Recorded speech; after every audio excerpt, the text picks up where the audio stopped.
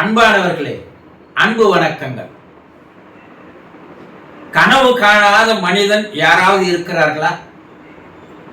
நீங்க இதுவரைக்கும் கனவே காணலன்னு சொல்ல முடியுமா? எவ்வளோ கனவு கண்டிருப்பீங்க இல்லையா? அந்த கனவு என்பது எப்ப நடக்குது? நமக்கு ஆழ்ந்த உறக்கம் வந்த பிற்பாடுதான் கனவானது செயலுக்கு வருகிறது. என்ன சொல்றாங்க மனவியல் வல்லுநர்கள்? ஆழ்ந்த உறக்கத்திற்கும் விழிப்பு நிலைக்கும் இடையில வரக்கூடிய நிகழ்வு தான் கனவு என்று சொல்கிறார். இந்த ஆழ்ந்த உறக்கம் என்பது என்ன? மேல் மனமானது அடங்கி போகிறது, அமைதியாகி விடுகிறது. இன்னும் சொல்ல போனா மேல் மனம் இறந்து போகிறது. அப்படி மேல் மனம் தான் நாம் ஐம்புலன்களை செயலில் வைத்திருக்கிறது. கண்ணு, காது, மூக்கு, வாய், உடல் என்று 5 புலன்கள். இந்த மேல் மனம் அடங்க அடங்க என்ன ஆகுதுன்னா, இந்த புலன்கள் எல்லாம் அதுவும் அடக்கமாகி அதுவும் உறக்கத்திற்கு போய்விடுகிறது. நல்லா தூங்குறீங்க, உங்க உடம்பு மேல ஒரு பாம்பு ஏறி இறங்கி போகுது, ஆனா அது உங்களுக்கு தெரியல. காரணம், அந்த நேரத்தில் உங்க உடல் ஒரு சவமாக மாறிவிடுகிறது. லேசான உயிர் உள்ள இருக்கிறத தவிர அது அந்த உயிர் ஓடிக்கொண்டிருப்பது உங்களுக்கு தெரிவதில்லை. ஆழ்ந்த தூக்கத்துல அது தெரியல. கதவு உடைச்சு திருட வரான், வீட்டுல இருக்கிற எல்லா பொருளையும் திருடின்னு போயிடுறான், அது உங்களுக்கு தெரியல. காலையில எழுந்து பார்த்த பிற்பாடுதான் உங்க வீட்டுல திருட்டு நடந்திருக்குது என்பதே தெரிகிறது. பல பேர் வீடுகளில் அது நடக்குது இல்லை? இல்லைங்க, நான் ஆழ்ந்து தூங்கிட்டேன், திருட வந்ததுன்னு தெரியல, போனதும் எனக்கு தெரியல சொல்றாங்களா இல்லையா?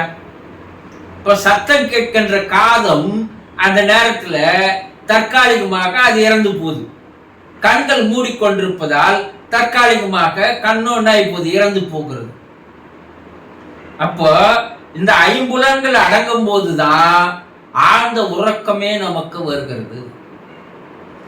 இந்த ஆழ்ந்த உறக்கம் என்பது எப்ப இருக்குதுன்னா, மேல் மனம் இறந்து போய் அடங்கி போன பிற்பாடு கீழே இருக்கின்ற ஆழ்மனமானது விழித்துக் கொள்கிறது.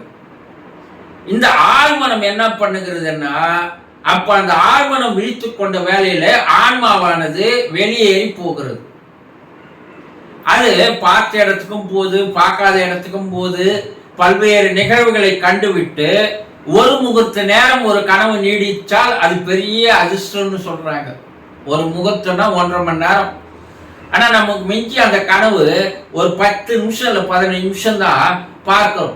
மறுபடியும் அந்த ஆன்மா உடலுக்குள் வந்து தான் வெளியே பார்த்த எல்லா நிகழ்வுகளையும், காட்சிகளையும், நபர்களையும், இடங்களையும், அது எதை பார்த்ததோ அது சினிமாவில் பார்த்தது மாதிரி பார்த்ததை வந்து அப்படியே தன்னுடைய ஆழ்மனதிடம் அது ரெக்கார்ட் செய்யுது.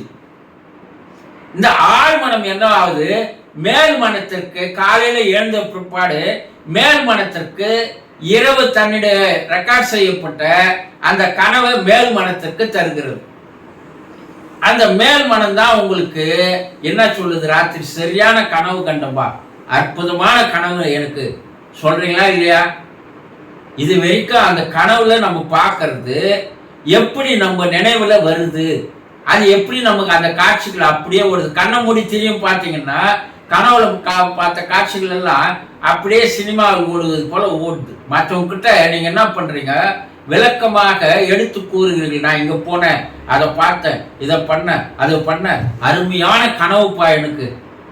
நீங்க தான் ஒரே இடத்துல படுத்துனுக்கிறீங்களே, பெட்டில் தான் படுத்துன்னு இருக்கிறீங்க, உடம்பு அசையல, அறையை விட்டு நீங்க வெளியே போகல, வீட்டை விட்டு நீங்க போகல, எல்லாம் தாப்பால் போட்டிருக்குது.